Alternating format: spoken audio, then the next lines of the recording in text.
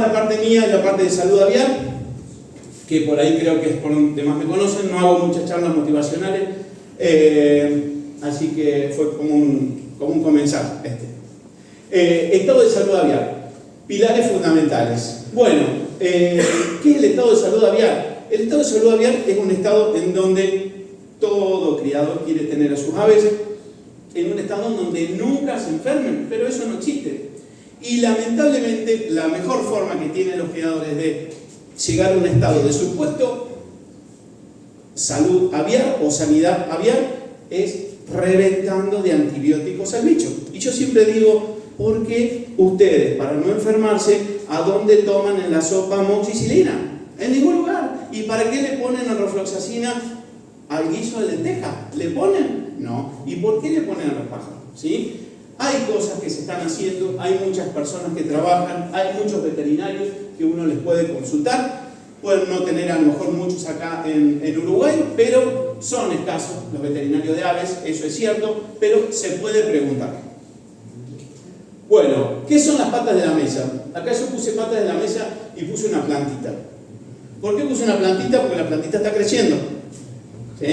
¿Y qué tiene que ver la planta con la pata de la mesa? Tiene que ver con la producción. ¿Quieren canarios ustedes? Fíjense dónde está el canario. El canario está sobre la mesa.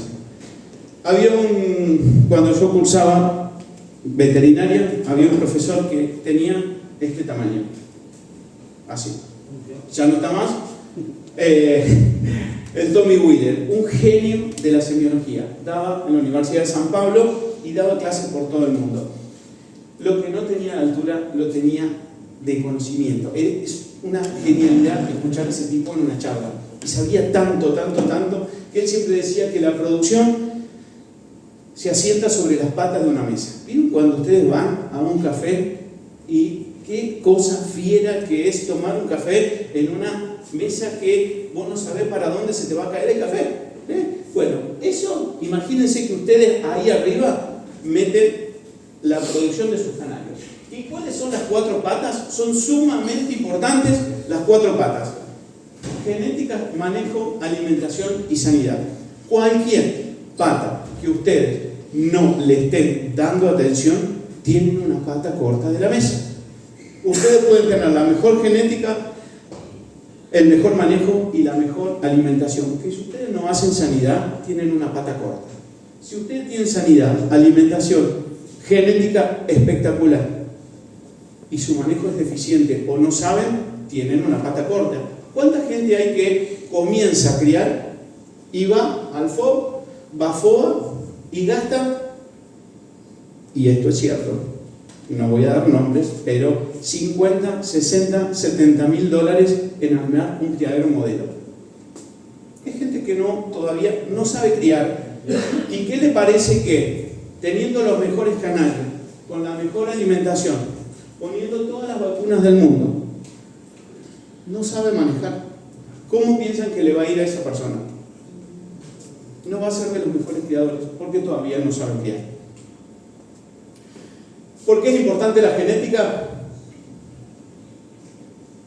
No sabemos si sacamos si un pájaro de color es bueno o malo, o si un pájaro que para una persona que no conoce puede ser el peor canario del mundo, y ustedes dicen, ¿eso es una genialidad? ¿Sí? No sabemos distinguir.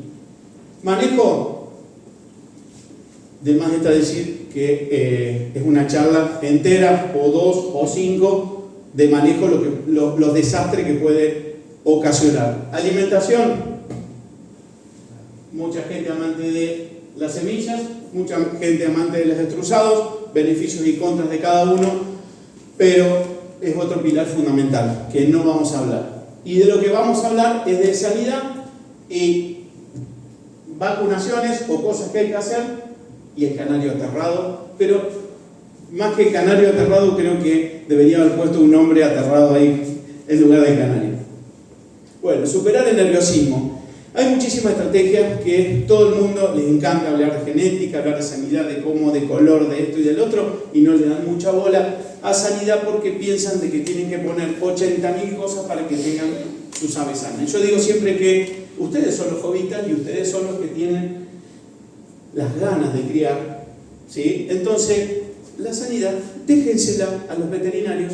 ¿Por qué? Porque si no son veterinarios, no saben qué mezclar, con qué hacer. Entonces, no hay que hacer una ensalada de fruta y ponerle todo a los canarios, ¿está? Hay cosas sumamente prácticas y simples para hacer, y en realidad ustedes se tienen que ocupar mucho más del otro que de la sanidad. No desespere. Mantenga buenos registros de las actividades que realiza en su criadero. Es súper importante anotar todo lo que hacen, porque en el momento en que ustedes inicien un proceso de enfermedad, lo primero que va a preguntar el veterinario es: ¿qué hiciste en los últimos 6 meses?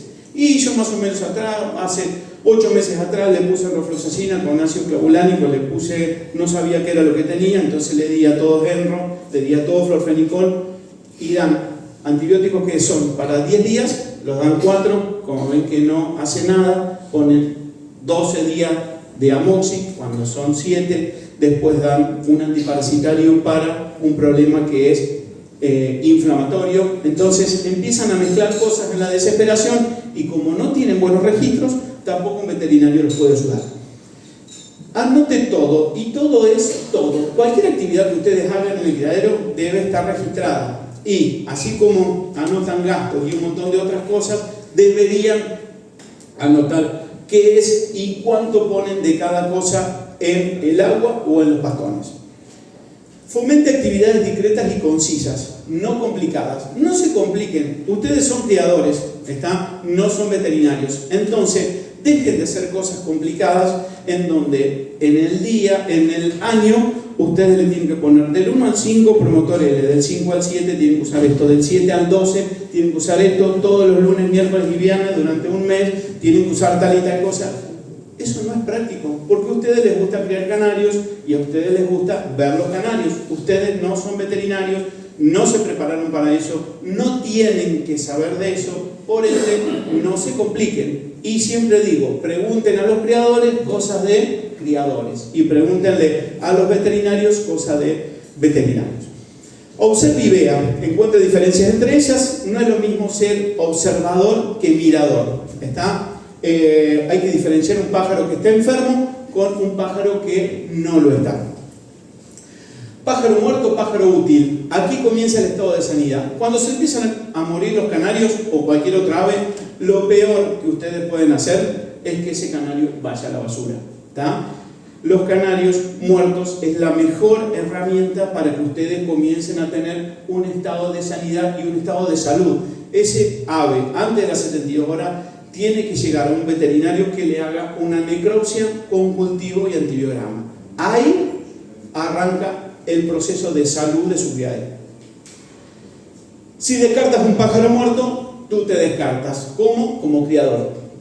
Va a hacer que sean menos profesionales. Y profesional no es el que tiene un título. Profesional es aquel que desarrolla una profesión. Entonces, ¿quieren ser jovistas profesionales o quieren ser gente que tenga pájaros enjaulados?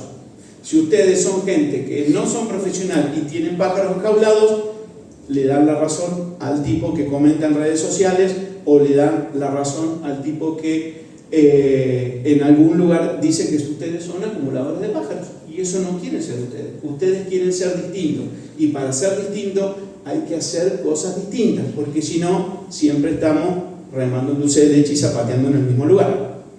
No entren en crisis. ¿Tienen un problema? Perfecto, hay que solucionarlo. ¿Cómo se soluciona? Ustedes no están preparados para eso, ¿está? Ustedes están preparados para otras cosas. Llamen a gente que tenga un problema. Si a ustedes les cae una carta de documento, ¿a quién llaman? ¿Ustedes se ponen a estudiar abogacía? ¿Ustedes se ponen a redactar leyes? ¿Ustedes saben por dónde tienen que ir? No. ¿Por qué? Porque están abogados. Entonces, si tienen pájaros muertos, ¿qué tienen que hacer? No se tienen que poner a buscar antibióticos en una veterinaria y medicar ustedes. Tienen que llamar a una persona o preguntarle a una persona que tenga la capacidad de. Tienen que tener en cuenta esto. Estado sanitario óptimo no se construye dando un antibiótico o de un día para el otro. Es algo que cuesta muchísimo lograrlo, pero también cuesta muy poquito perderlo. ¿Por qué se pierde? Lleva mucho tiempo conseguirlo y poco tiempo perderlo. Aprovecha el tiempo de pretemporada. ¿Por qué? Porque todo el mundo está desesperado por ir a comprar pájaros al FOB o por ir a comprar pájaros a FOA. ¿En qué época se da FOB y FOA? Ya estamos en temporada. No es lógico traer un pájaro y zamparlo al criadero nuestro, meterlo al criadero nuestro. ¿Por qué? Porque hay enfermedades que son comunes en todos los criadores y que no es que Álvaro tiene su criadero enfermo, que Ezequiel tiene su criadero enfermo, que Alberto tiene su criadero enfermo. Solo hay distintos entes que funcionan en un medio distinto y que están estables en ese lugar. Entonces, si Álvaro le da un pájaro, como compra a Gabriel, él tiene entidades distintas que no tiene Gabriel. Entonces, si Gabriel lleva un pájaro de Alberto, ¿por qué lo lleva? Porque le interesa algo de ese pájaro. Y a todo el mundo le interesa que criar, sin importar el estado sanitario. Recuerden, no van a criar si no tienen estado sanitario. Los aves no reproducen cuando están mal.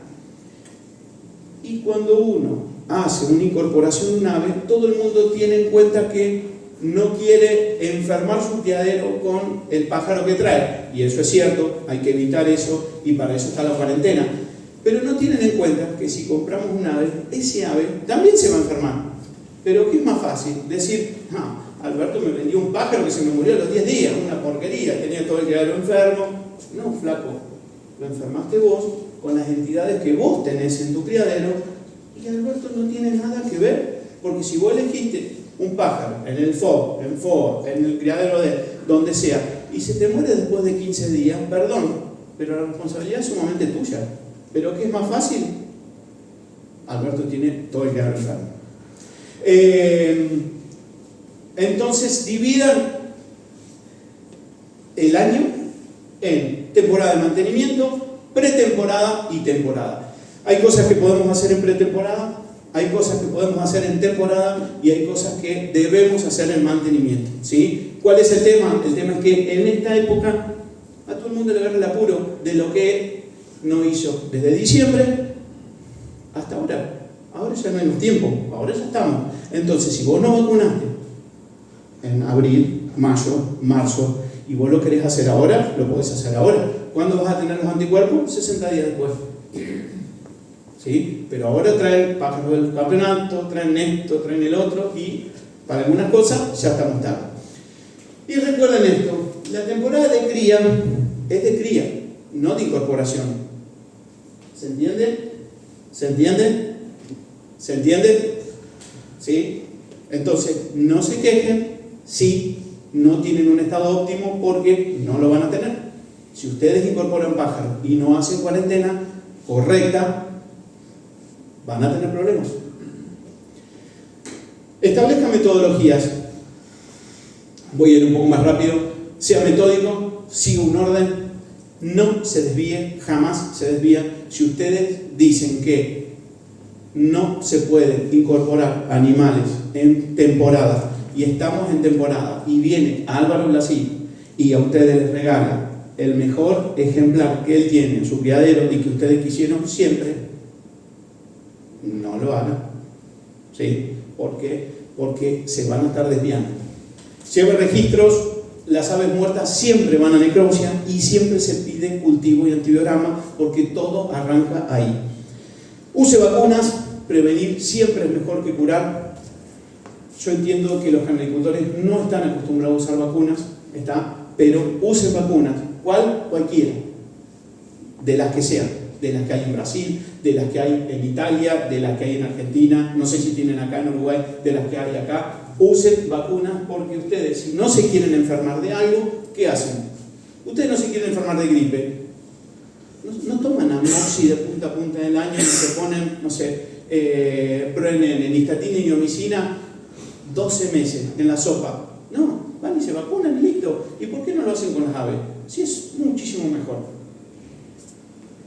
No use antibióticos salvo indicación veterinaria y recuerden que ustedes son criadores, no veterinarios. Complicar las cosas muchas veces lleva desgaste, poca practicidad y a incorporar conceptos errados de otros criadores. A los criadores le preguntan cosas de criadores, a los veterinarios cosas de veterinarios. Selección de ayudas visuales. Bueno, pueden poner cosas muy simples en los criaderos, con a lo mejor papelitos de estos que se pegan, cosas que sean útiles a lo largo del año y que a ustedes les sirvan para recordar. ¿Para recordar qué? Cualquier cosa. ¿Sí? Cualquier cosa que ustedes los motive a. Mire, les voy a contar algo. Esos papelitos muchas veces ayudan y no saben cuánto. Hace unos años atrás, año 2009, estaba en la casa de Martín, eran más o menos las 11 de la noche y 11:05 para ser preciso, y estaba hablando con mi mamá por teléfono. Mi mamá venía de Rufino, yo soy de Rufino, hasta Leguizamón. ¿Qué pasó? Pasó que en el camino, hablando con mi mamá, mi papá tiene un accidente. ¿Qué pasó en ese accidente? Escuché un golpe, obviamente que me puse muy mal. Ese accidente, el teléfono cae en el golpe. En aquel momento, año 2009, tenés un celular con tapita, se acuerdan que era tipo StarTAC. El teléfono cae en el golpe y escuché toda la conversación que vino luego. ¿Cuál es el desenlace de esta llamada? Es que en una llamada pasé de hablar con mi mamá a salir al velorio de mi mamá en esa llamada. Mi mamá muere en el accidente, mi viejo se escucha los gritos, desesperación y demás. Luego corto la llamada para tratar de buscar ayuda, que no había, y me empiezan a entrar llamados de gente que llegaba tratándome de comunicar. Yo estaba a 300 kilómetros de ese lugar. Obviamente que uno no sabe qué hacer. Cortás un llamado en donde vos hablas con tu mamá a decir, corto el llamado, ¿qué tengo que hacer? O sea, tengo que salir, tengo que correr, tengo que avisarle a alguien, tengo que gritar. No caes en donde estás. Llamé a mi hermana, le dije eso, que había pasado un accidente, que mi hermana me dice, ¿salimos? ¿Para dónde salimos? ¿Qué hacemos? No sé. En esto, no había entrado todavía en situación de lo que estaba ocurriendo. Sí tengo el grito de mi hermana todavía acá, con la noticia. Mi hermana estaba en medio cuarto, recién había tenido su primer hijo.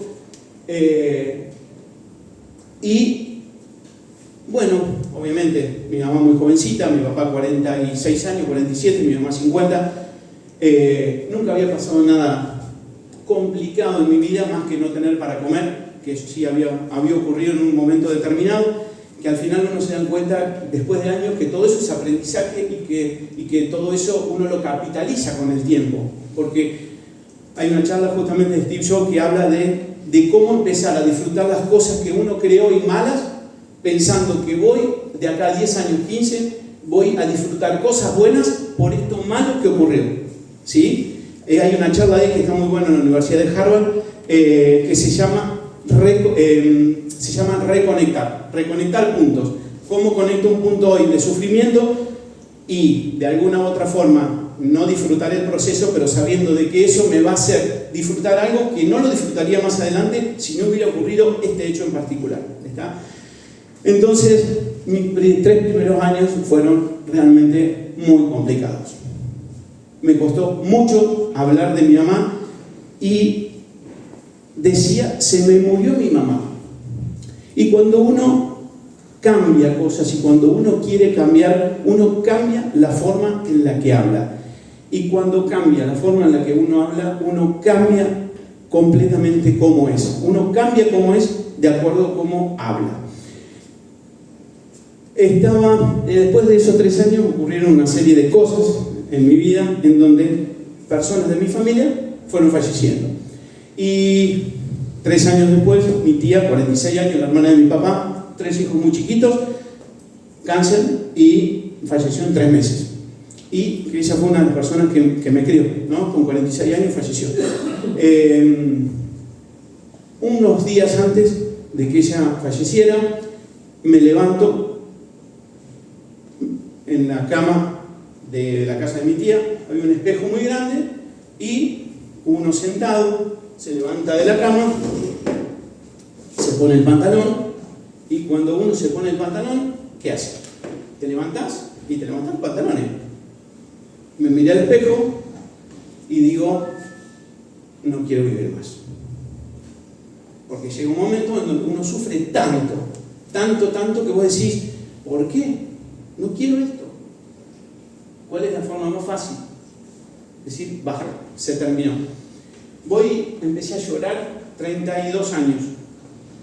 De una forma descontrolada, me fui al baño y hay frases cursi realmente que aparecen en internet y que no sabía qué hacer porque lo más fácil era agarrar un revólver que sí había y pegarse un tiro. Agarré un jaboncito que había usado y escribí en el espejo, hoy puede ser un gran día. En ese momento lo escribí en potencial, no sé por qué se me ocurrió esa frase, porque podría haber elegido otra, fue lo que escribí, lo escribí llorando, gritando, solo en el baño. Y cuando uno tiene la convicción de que quiere estar mejor o de que quiere hacer algo mejor, en algún momento ese hoy puede ser un gran día y uno lo reafirma, en algún momento dice hoy va a ser un gran día. Y ahí es cuando uno ya no es más el mismo, cuando uno cambia, pero por sobre todo lo que está alrededor de uno cambia, ¿sí? Por eso esa selección de ayudas visuales, a veces poniendo un simple cartelito en algún lugar, a veces no sabemos dónde estamos, pero sabemos dónde queremos llegar. Entonces, por eso son tan importantes ese tipo de ayudas visuales. Bueno, técnicas de elevación de inmunidad, pueden usar vacunas, pueden usar acidificantes, ¿sí? Para megabacterias. El uso de acidificantes en megabacterias hace que sea menos probable que bacterias se desarrolle acidificando el medio. Secuestrantes de micotoxinas, todos saben para qué son, generalmente se usa una asociación de varias. Uso de probióticos, aumentan la salud intestinal un montonazo y hacen de que tenga una menor probabilidad de enfermarse. Limpieza frecuente de elementos. Bueno, ¿a qué nos lleva todo esto? Comentemos una inmunidad específica para determinar enfermedades si es que vacunamos, inespecífica, como por ejemplo los acidificantes, a generar un estado de salud óptimo, pero por sobre todo a disminuir costos y que las enfermedades impacten mucho menos gastándole, ¿sí? Cuando todos sabemos que cuestan las vacunas, que cuestan los acidificantes y de que generan un costo extra, pero créanme que un criadero de 120 canarios que se muere la mitad es mucho más que comprar una vacuna o un acidificante. Hay cosas que debemos usar en los canarios y en distintas aves. Tengan en cuenta que las vacunas no enferman, ¿sí? Sino que las vacunas previenen y solucionan cosas, no disminuyen la fertilidad. No hay una vacuna que disminuya la fertilidad, ¿sí? Se colocan durante todo el año y no interfieren en ningún proceso. Ahí puse a excepción de viruela, apox, porque genera un estado de enfermedad, que recién hablábamos con él, que después lo podemos hablar si no. Bueno, hay muchas vacunas, en el caso de Argentina, estoy hablando acá en el caso de Argentina, está Inmuno y Multivar, polivalente, estáfilo y el complejo punto negro. ¿Qué es el complejo punto negro? Todo el mundo piensa que punto negro es aquel pajarito que se muere porque tiene un punto negro. Y en realidad punto negro es un complejo de enfermedades, en donde hay muchas enfermedades que algunos generan el puntito y otros no. ¿Cuáles son el complejo punto negro? Es todo lo que ocurre desde que faltan 7 días para nacer a 7 días posterior al nacimiento. Esos 14 días, cualquier bichito que se muera ahí en esos 14 días es el complejo punto negro. ¿Está? A ver, si nosotros tenemos demasiada humedad en nuestro criadero, o no sé, o falta un montón de humedad, no sé, el criadero está sumamente seco, no hay humedad ambiente, y en donde los huevos se deshidratan un montón, eso no es punto negro, se mueren por otra causa. Me refiero a todo lo que es infeccioso. Tiene un impacto directo en la producción, eso es sumamente positivo. Comenzamos a tener inmunidad aproximadamente unos 15-20 días luego de la segunda dosis, y como se pone a los 30 días, la revacunación, generalmente unos 50-60 días, tenemos una inmunidad óptima. Acá hice un breve resumen, que después se lo puedo pasar como para que lo tengan, digamos, qué ataca cada vacuna, cuándo se pone, cómo se pone y cuál es el impacto real. No quiero sacar, yo soy como Álvaro, me hablo todo, así que prefiero acortar un poco la charla. Sugerencias finales. Bueno, no se compliquen con cosas, sean útiles, efectivos, sean prácticos, diferenciense del resto si quieren ser distintos. Si quieren ser lo mismo, hagan lo mismo. Si quieren ser distintos, busquen cosas para diferenciarse. Defina cosas para hacer en cada una de las etapas, de las 3 etapas. Aprenda de quién sabe y escuche. Parece simple, pero la gente no escucha. ¿No escucha? Yo tengo canarios amarillos, ¿sí? No, yo tengo rojos. Pará, te está contando que tiene canarios amarillos. Escuchá y luego aportás lo que tenés vos. Porque si es un monólogo donde vos solamente decís qué es lo que tenés que decir, nunca vas a crecer y siempre te vas a quedar con el círculo de tu habla. Entonces, cállate, aprende y después decís. No pasa nada. La naturaleza es sumamente sabia. ¿Y cuántos oídos tenemos y cuántas bocas? Tenemos una boca y 2 orejas. En el caso mío, más. Pero es para que, ¿qué? Para que escuchemos 2 veces de lo que hablemos. ¿Está? Un criador le ayuda a criar. Un veterinario le ayuda a medicar. No cambie vías de administración. Si algo es inyectable, es inyectable. Si algo es para dar en el agua, es para dar en el agua. Y si algo es para dar en el pastón, es para dar en el pastón, no es para dar en el agua. Establezcanse objetivos personales, a dónde quieren llegar en cada etapa. Voy a hacer un poco más rápido. Y ahí puse, como siempre me gusta terminar con alguna cita, no siempre ustedes tienen que estar motivados. Uno no siempre logra un estado de motivación permanente, ¿sí? Tienen que aprender a ser disciplinados para que cuando no tengan motivación sigan pensando que lo que están haciendo es correcto para que vuelvan a estar motivados y en ese momento sean mejores que el momento antes de perder la motivación, ¿sí? Y ante todo, yo siempre digo que cosa no intentada es cosa no sabida. Háganlo. Y si tienen miedo, háganlo con miedo. Gracias.